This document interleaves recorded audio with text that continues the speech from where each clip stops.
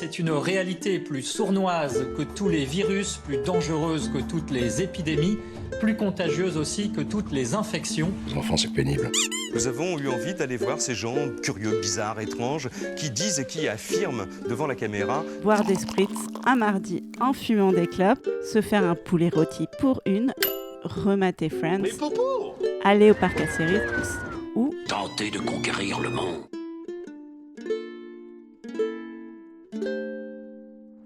Salut les gens, c'est moi, c'est Julie. Écoutez, je suis dans les rues de Brooklyn.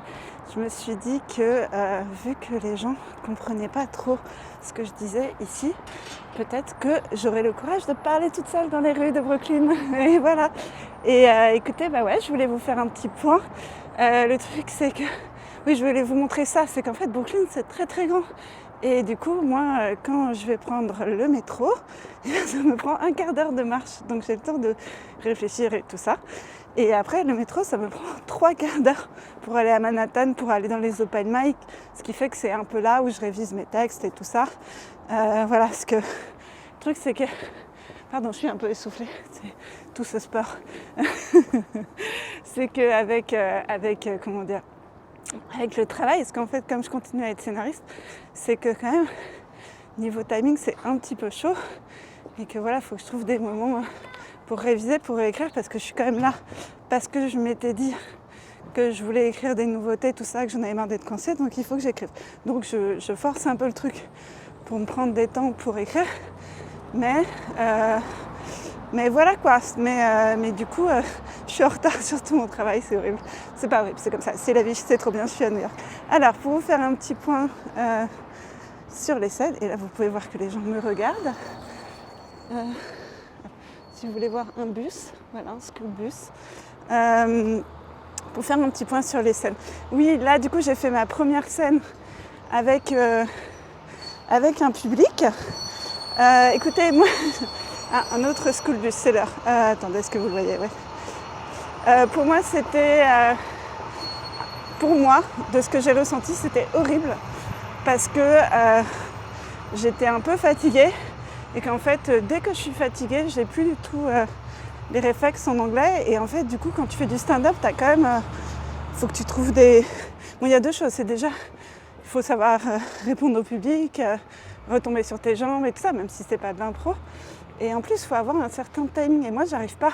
Je sais qu'en France, je fais vachement des blancs et tout, des temps. Et j'arrive pas du tout à retrouver ces temps en anglais. Je suis pas encore très à l'aise. Donc voilà, et il y avait ça. Et du coup, j'étais fatiguée. Et du coup, j'ai un peu perdu mon anglais. Et moi, je me suis pas trouvée très bonne. Mais après, j'étais avec un pote qui m'a dit « Mais si, ton set, il marche et tout. Franchement, tu l'as retravaillé, il marche et tout. » Et j'ai réécouté. Et en effet, j'ai des rires. Je sais pas pourquoi. Sur la fin, je me foire un peu. Mais sur le début, j'ai vraiment des rires. Donc, ce qui veut dire que mon set commence à marcher avec quand même 2-3 nouvelles vannes.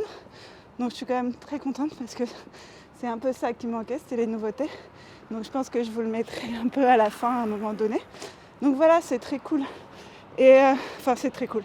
C'est du boulot. Et voilà, c'est aussi ça que je voulais vous raconter. Ce qui est hyper agréable, je trouve, ici, c'est qu'en fait, pour eux, mais c'est un peu comme dans tout, dans le cinéma, c'est un peu la même chose, c'est qu'il n'y a pas de génie, quoi. Le génie n'existe pas, c'est du travail. Et du coup, tout le monde bosse. C'est vraiment une atmosphère de boulot, pas de qui va être le nouveau Roman Fressinet, qui est super génial. Et aussi, c'est vrai que moi, j'ai souvent entendu, donc ici, je fais que des open mic pour l'instant. Donc je paye $5 à chaque fois, pas 5 €, je sais, je me suis trompée la dernière fois. Et en fait, moi, je trouve ça normal, en fait, parce que je suis pas prête pour aller devant un vrai public.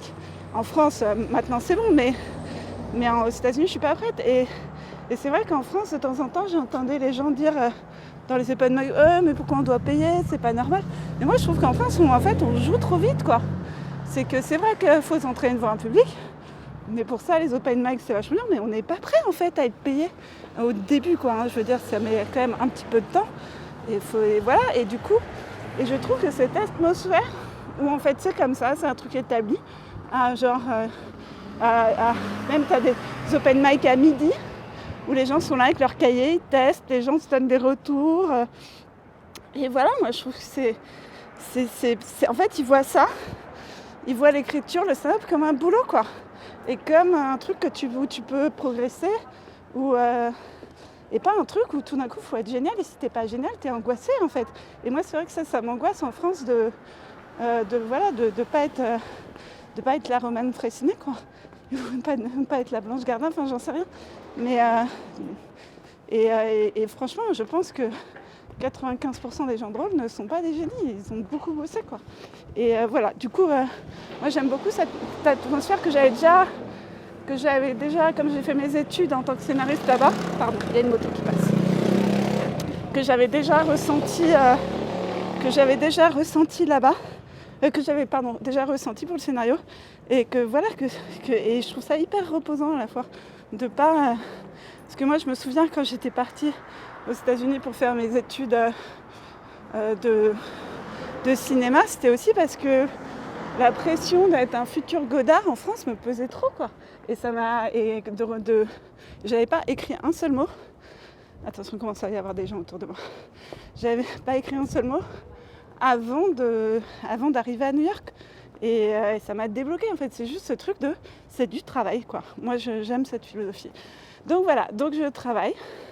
C'est pas, je vous dis, je suis quand même contente, mais il y a des fois, je suis moins contente parce que mon anglais, il est pas naturel et que j'espère qu'à force de travailler, il va être naturel. J'ai quand même un gros accent, bon ça, à la limite, je peux en jouer, mais il y a un truc, je voudrais être plus à l'aise, quoi.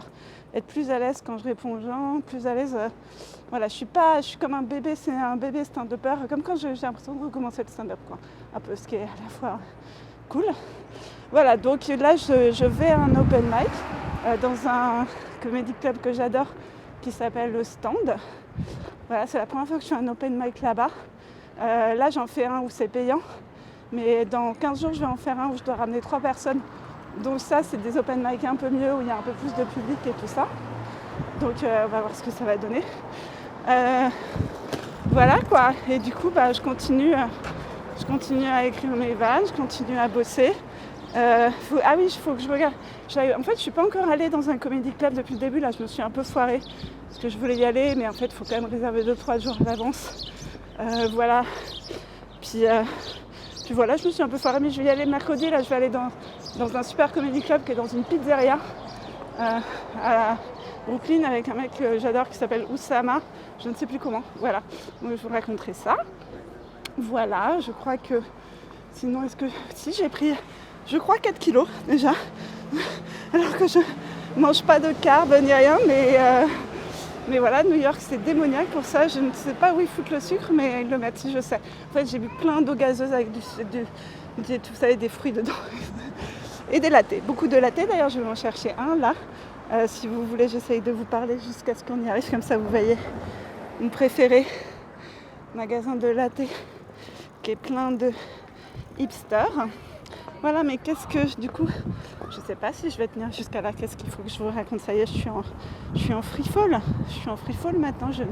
Ça y est, j'ai le syndrome Jean-Claude Van Damme. Bon, écoutez, je vous montrerai un autre jour parce que c'est un peu plus long. En tout cas, je vous embrasse. N'oubliez pas de vous abonner à ma chaîne, tout ça. J'ai vraiment l'impression d'être une youtubeuse de dire ça dans la rue. Mais faites-le et mettez-moi dans plein d'étoiles. Puis je vous raconte la suite bientôt. Bisous!